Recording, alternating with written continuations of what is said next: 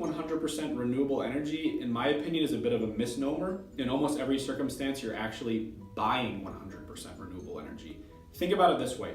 If you have a pool and there are two pipes on one end that are pouring green water and brown water into it, and on the other end, you're pulling the water out of the pool, you would never be able to say, I'm using 100% green water.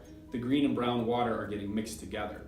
What you can do though is pay the green pipe owner to pour more green water into the pool, and if enough people end up doing that, then what happens is that pool becomes more green and less brown.